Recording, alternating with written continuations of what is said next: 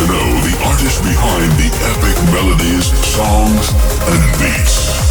Celebrating the best new music from around the world. This is the A State of Trance podcast. What's up? My name is Ruben Ronde. Welcome to a new A State of Trance podcast, and I'm super excited for our guest today. Welcome, Rozie.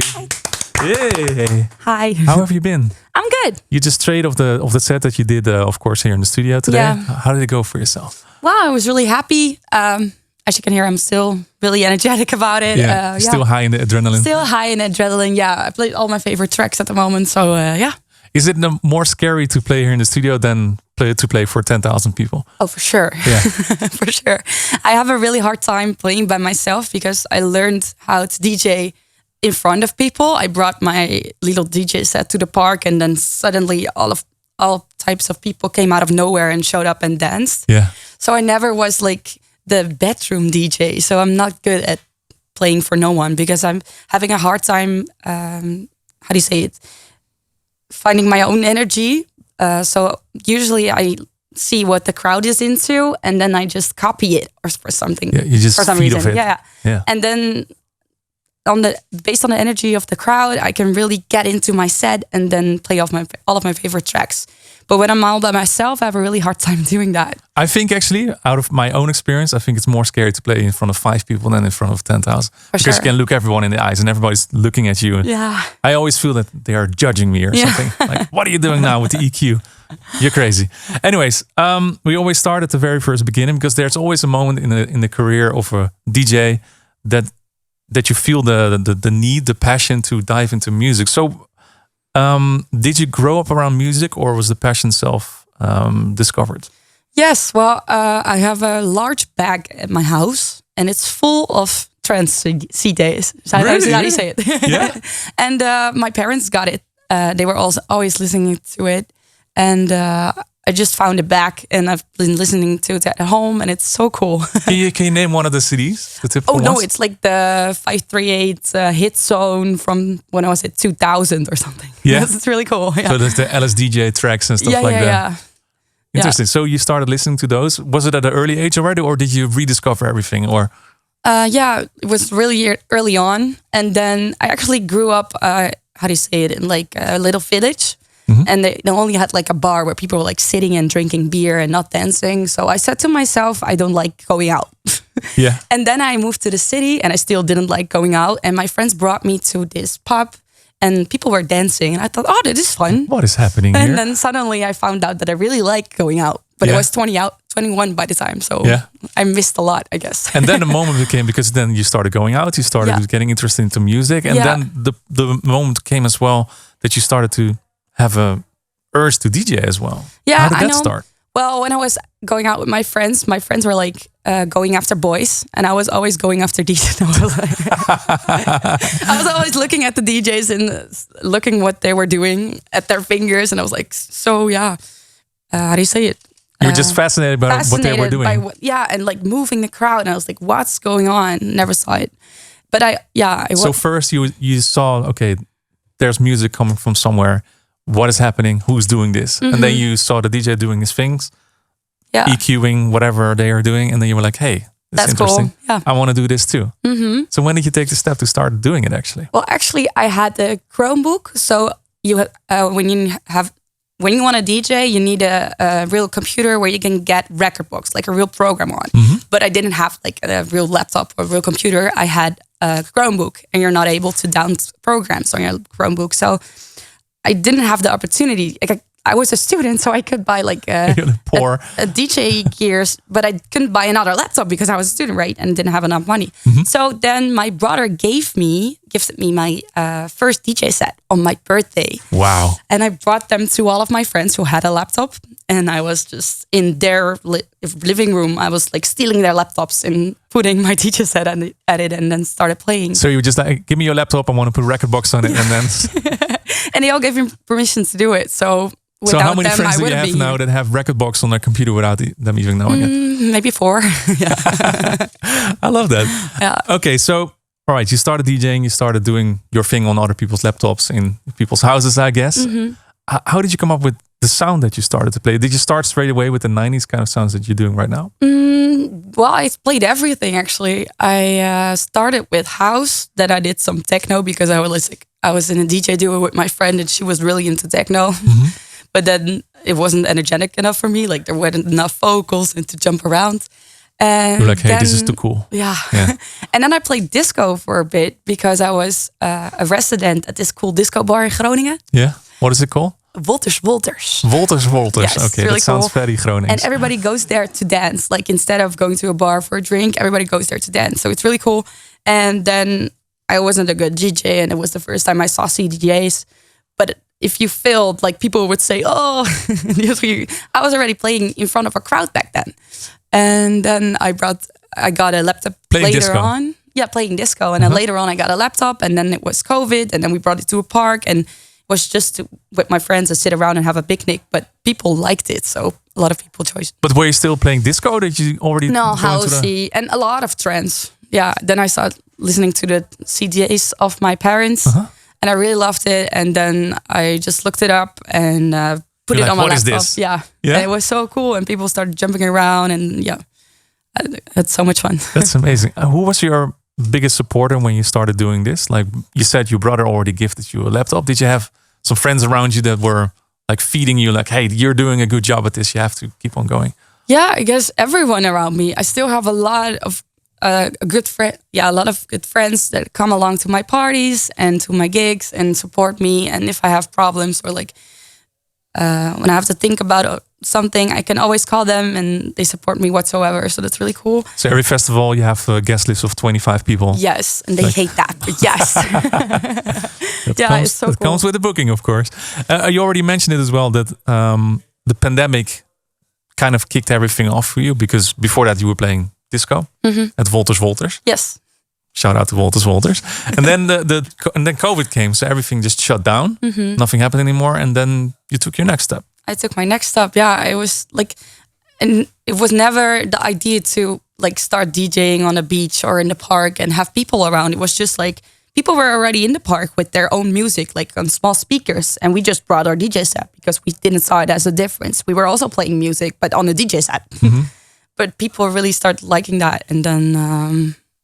So picture it for us. So you were in the park. Yeah. You brought a picnic table or and picnic speakers. table, and then we all had like this. My father gifted me this large JBL 310 speaker that you can carry as a suitcase. Yeah. And I brought it everywhere. Like, and people also were have the also beeper, calling like, and texting me like, "There's no one at the beach yet. Come please with your DJ set and JBL box." And it was so much fun. And yeah.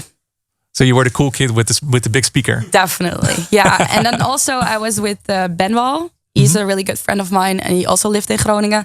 And then he came also, so we're playing. He was playing after me or before me, and we were in parks. It was so cool. So you were playing your own organized raves, to be honest. Yeah. Okay, so lockdown was all over, COVID is all over, and then the real life started again. Yeah. Wolters not interesting anymore to you. No, I was still playing Wolters. Okay. And then some other small festivals in Groningen, because I'm living in Groningen, found out I was playing. Did you do that? Oh, that started also because you were playing in the park on the beach.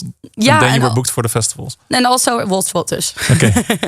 And I was booked there for opening slots. And I have a friend of mine, Aaron Volta.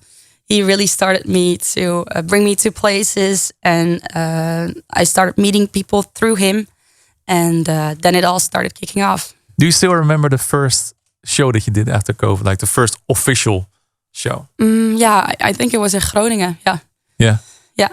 And it felt official. Like now I'm. Well, it was opening, and there was no one besides of 3 of my friends. But we got 3 guest lists. I think, to be honest, I think it's one of the most underrated spots on the whole festival. Oh yeah, opening DJs. Actually, I really like opening because you can play like a really rolling set and get into the vibe and like start the day good, right? So I've done many opening sets myself as well, and I always love it as well. The first people are coming in, and then there's always one person you're like, okay, my mission now is to make that person dance over there, and then always looking at the bartenders like, hey, how are they reacting to my music? And then the first people come to the front, and then suddenly everybody's coming. Yeah, always love the feeling, and somehow. I always think like,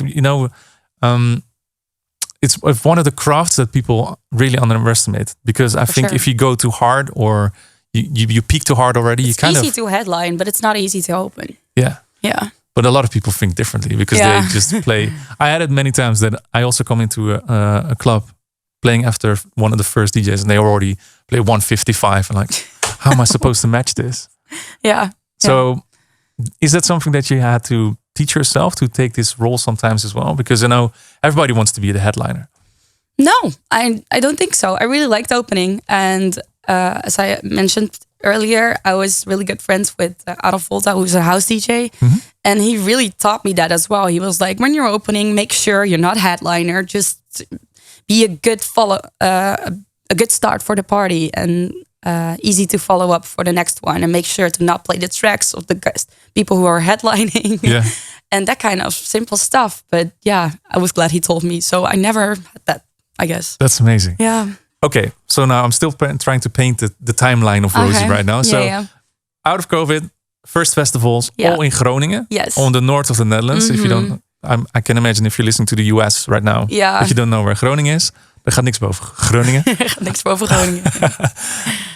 How did you manage to make the step from breaking away from the, let's say the underground from Groningen to the other festivals in the Netherlands? Well, I have to say, as I mentioned previously, I have a hard time making sets like this at home. So I didn't have anything on my SoundCloud. Yeah.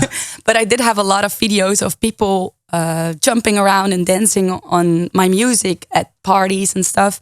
Because I'm really energetic myself, what you may have seen. Yeah. And I don't know, there were like a lot of cool videos. And then this party came up, Die Raketen. They organized parties in Amsterdam.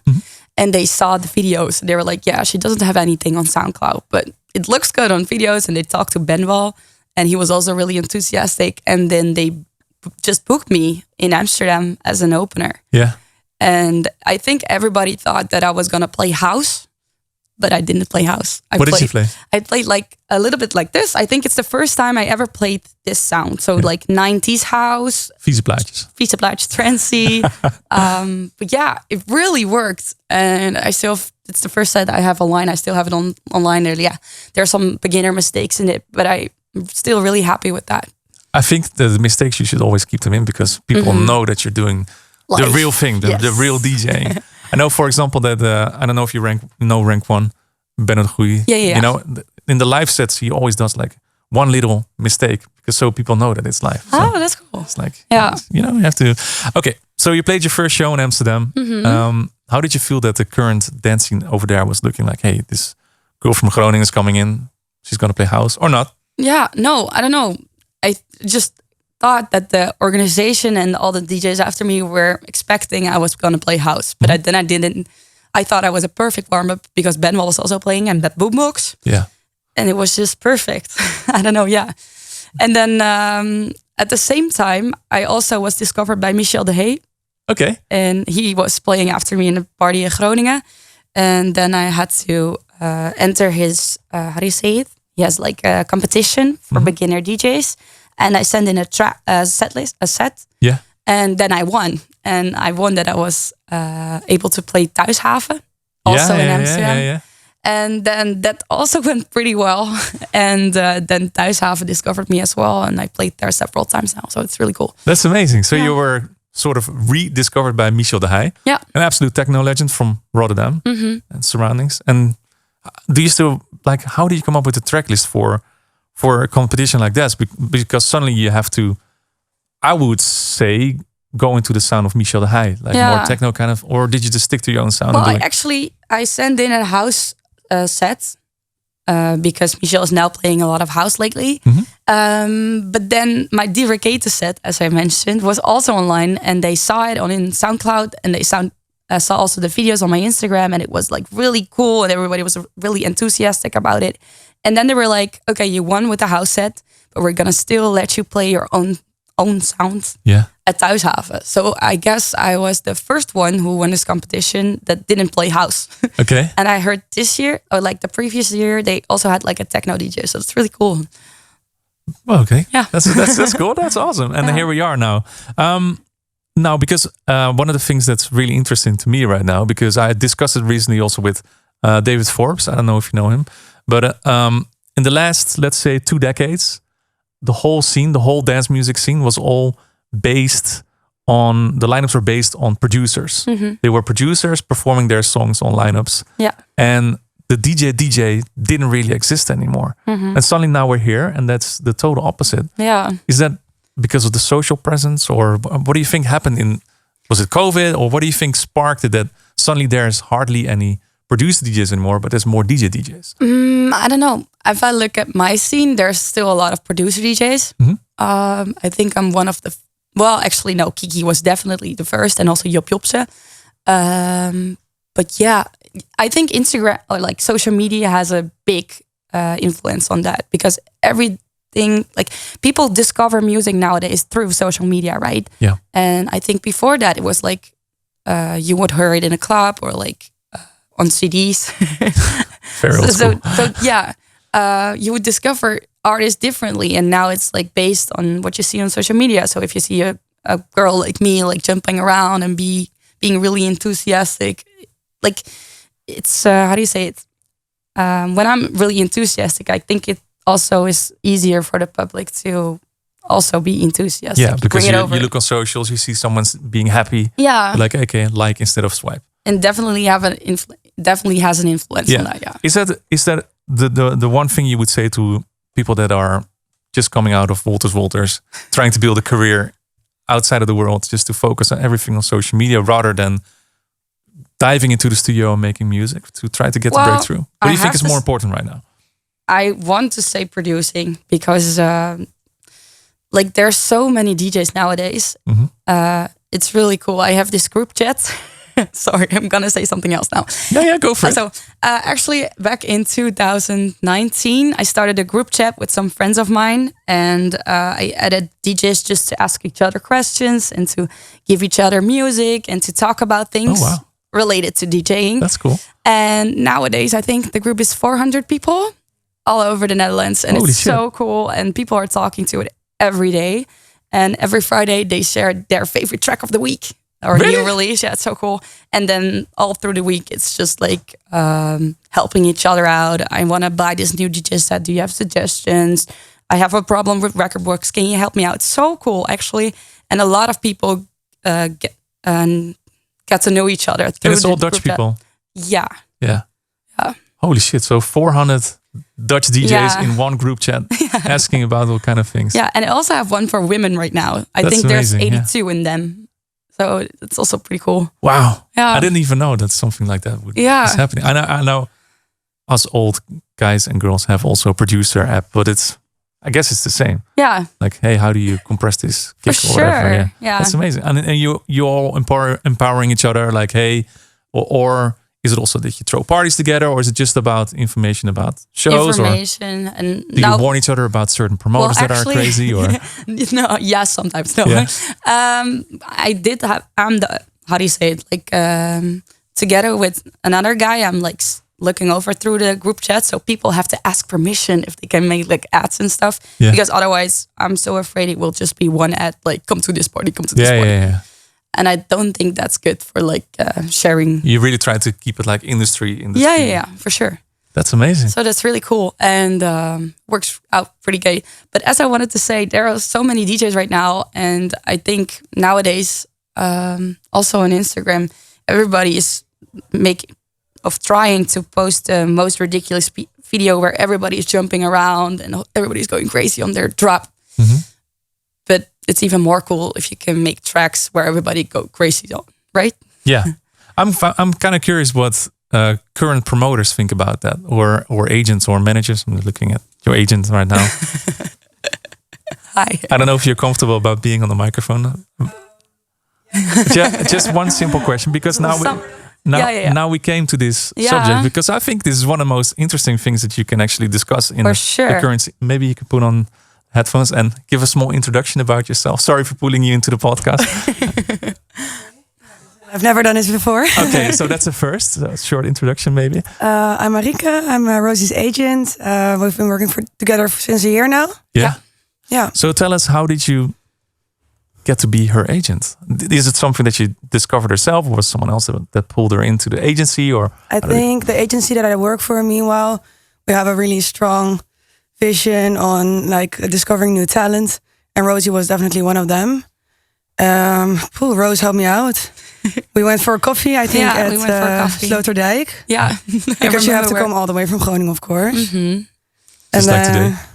Now, because we came to this point because we were wondering what is more important, and I think you have the best view on everything.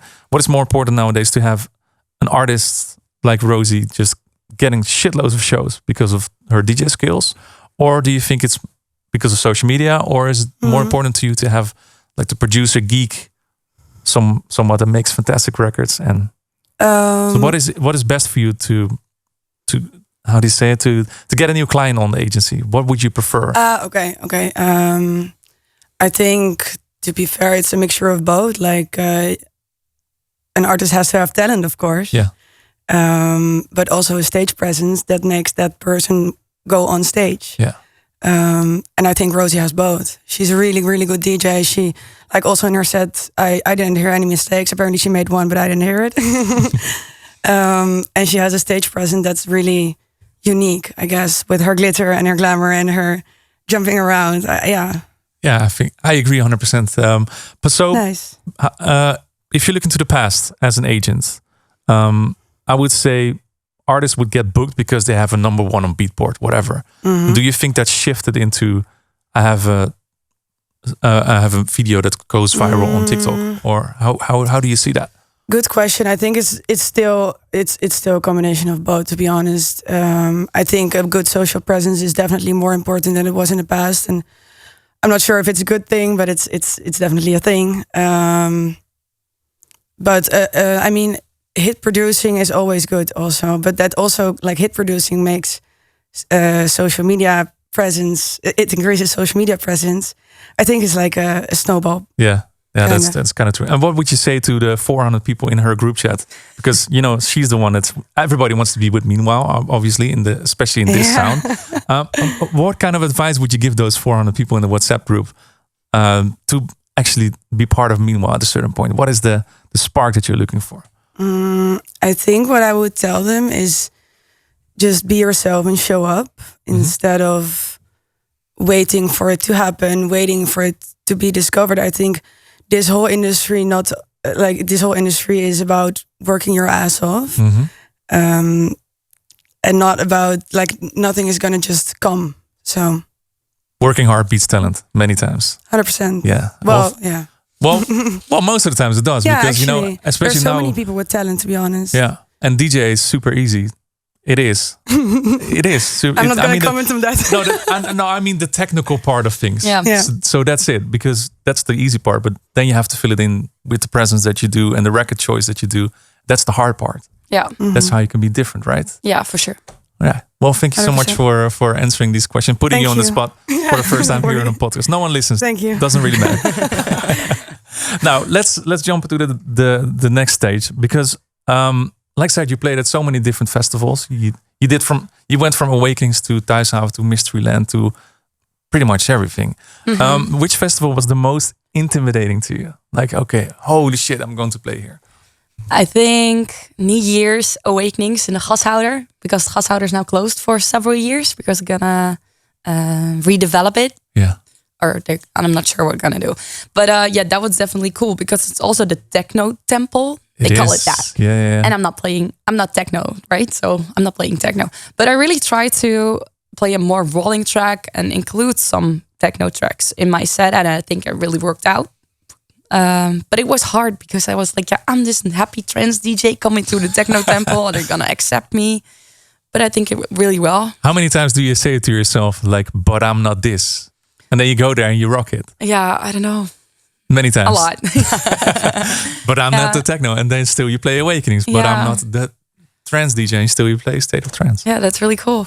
So you go in between everything. And that's also a good thing, I would say, 100%. Flexible. Did you ever had a moment being on stage and be like, holy shit, I made it?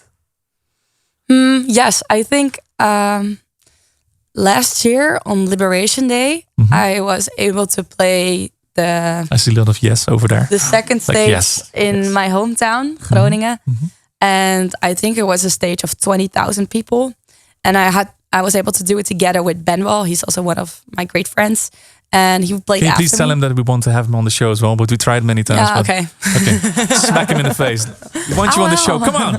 All right, go on. But it was so cool. Like I started, and I think there were in the beginning 100 people, something Yeah. like that. And then I saw all of my friends coming up and people that I recognized from like back in the day when I worked in the coffee bar, and also like moms and dads of friends of mine. And it was so crazy to have all of these people there that I knew, or I knew who they were, and they were there for me. And then they were not allowed to bring a, how do you say it, spandoek? Banners, yeah. Banner into the show.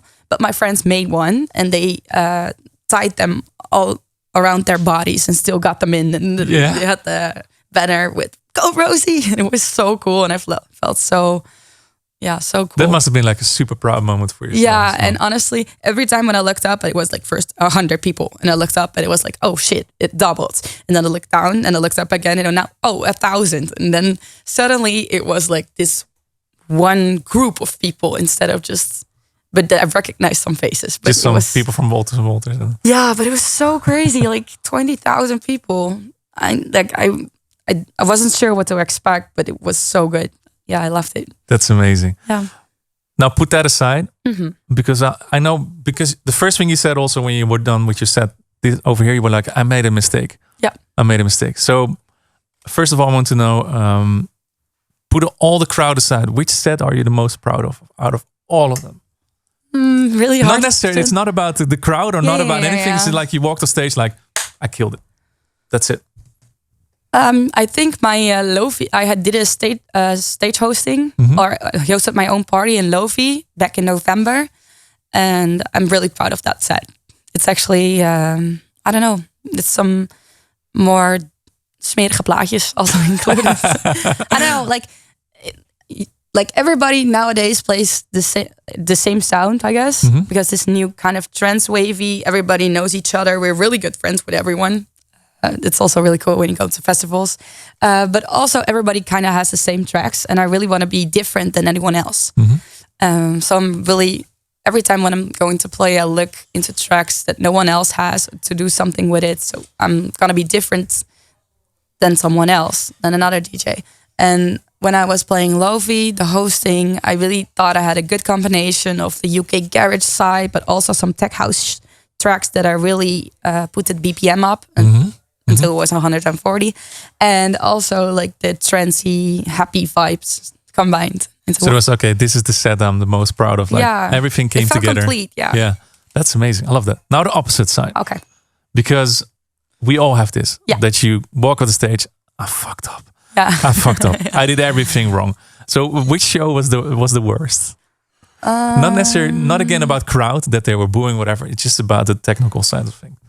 Well, it was not the worst set I played, but 2 weeks ago I was playing Oranje Roos. This is on King's Day. It was a really cool festival. I loved it. But I didn't play for longer than a month and a half, I guess, because I had some family things and I wasn't really looking into music for a couple of weeks. And then I came back to the Netherlands and I went straight to the festival and played the set. And I also played the set the day before, and it was like indoors in the night, and it was so cool and a little bit harder, and I loved it.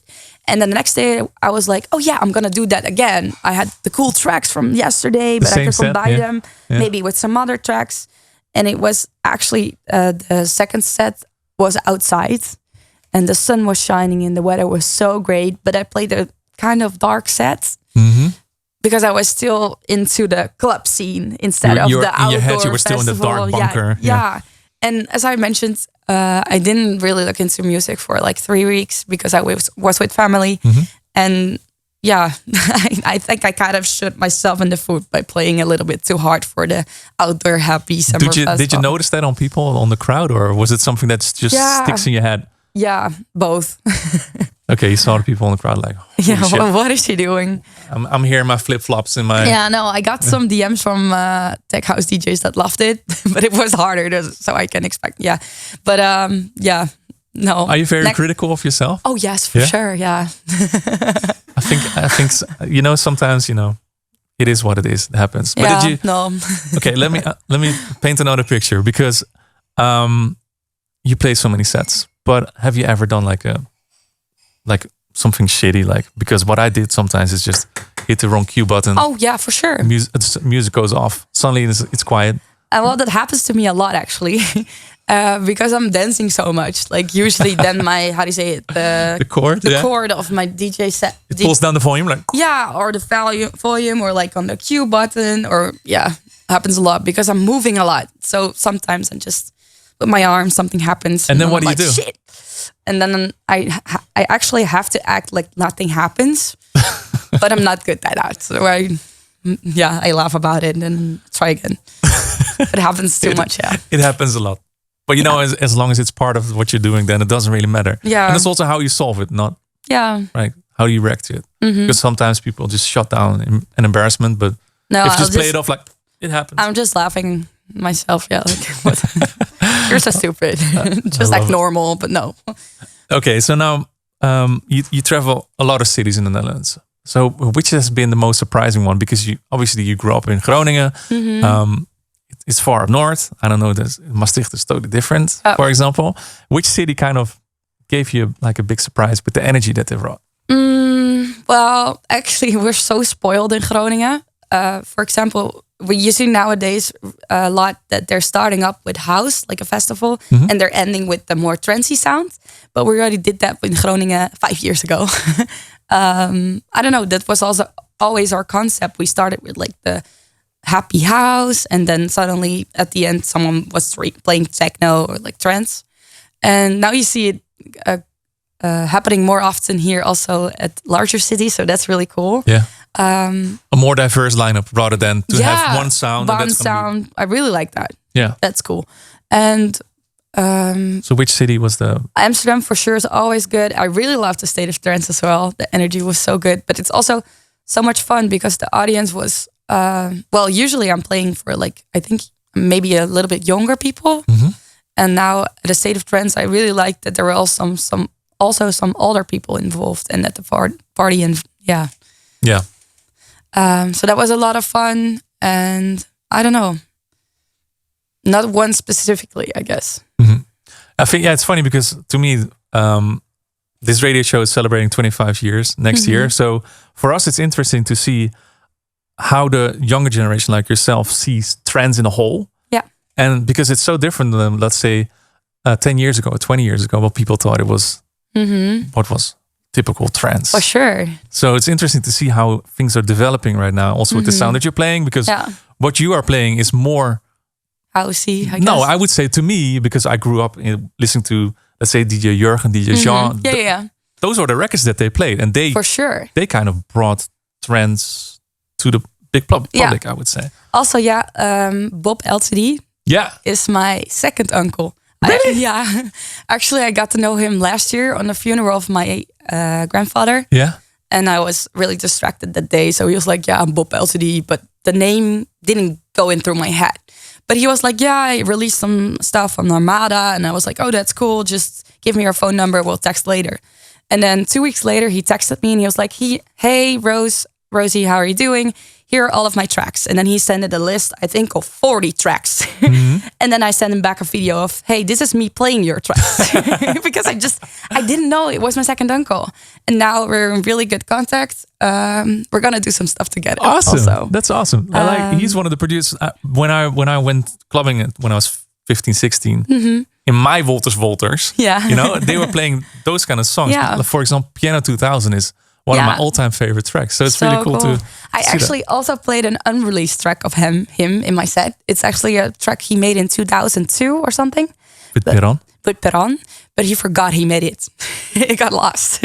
And then... That's why I couldn't find it. Yeah. Okay. And then, I don't know, we got back in contact. And after that, he really got into music again. He always tells me, thanks to you, I'm also now back in music. And I brought him also to A State of Trance, the festival. Yeah. And he had so much fun. I played 2 of his tracks also in my set. And I brought him on stage next to me. And he was like jumping with 2 hands in the air. And it was so cool to see. And he had the most fun. And after that, we went to another thing together. And first we went to the music store because he had to buy an MPC again. He was like, okay, I'm back. I'm back. And now he's back at playing, releasing tracks. It's so cool. That's amazing. So it's definitely on my bucket list to do a back-to-back together. Not sure when or whenever. So if somebody wants to do that, hey, that that's would be amazing. so cool. Bring it to the studio as well. Yeah. So yeah. So let's talk about those eras, I guess, because if there was any track at all that you wish you would have been the producer of, which would it be? Oh, I'm so bad at titles though. You can also sing it. We'll put on some reverb. You can sing. No? Shit. I don't know. Can I look it up and then say it in 1 minute? Okay, look it up. Okay, Maybe one of cool. your friends knows. No, I don't think so. I have like a special playlist with only like cool tracks from back in the day on my Spotify. It's so cool. Okay, look it up. I'll look it up. In the meantime, you can tell what you talking about the style that you're playing. Yeah. Is there some sense of nostalgia, do you think, also for the people that you play it for? Like, let's say the older crowd. Do you see that they are mirroring themselves in their young age listening to your music? Yeah, I really Do you think ever so. get messages like that? Do people say that? Yeah, a lot. I got a lot of people that are like, oh, it's so familiar from back in the day. And I really like that. And I think that's the coolest thing ever. It is. Yeah. A lot of nostalgia. Did you find the track already? Otherwise, well, there are several ones. So Drop It for sure. Scoop?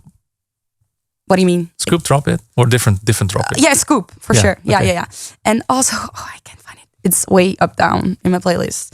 I Need Your Love from Club Watchers. One of the best tracks ever. And Louis by DJ Melvin. Okay. Yeah. Yeah. He wrote it for his daughter, I think. Really? Yeah. It's amazing. I love it so much. Yeah, I love that one. That's a good one. That's a good call. That's one of the. There's funny things that I bought that on vinyl like 2 months ago. Really? Yeah. Oh, that's so cool. Yeah, it's really cool. Yeah. One of those songs from the past from you. So that's nice to hear that you love that one as well. Did you hear it because your parents played it at a certain point? You were like, okay. Or is it just because you rediscovered it somewhere? I rediscovered it and then really looked into the music. And then also there were some DJs at Sjopjopse also playing that sound, I think 3 years ago for the first time. And then I always started to look at tracks that nobody played. I was like, oh, or that I didn't hear in another set because I wanted to be different than anyone else. Yeah. Or like, but it's hard because it's all like, it's from back in the day. There are no upcoming releases in that sound. Yeah. But if you find something that nobody has, it's so cool. It's like, oh, I have gold in my hands. Yeah. A massive hit from the Oh yeah, 2000s, for sure. Yeah. Amazing. Now, next step. Because, or you already mentioned because of school, you're finishing your school right now. Yeah. You said that you didn't really have any time yet to start making music as well.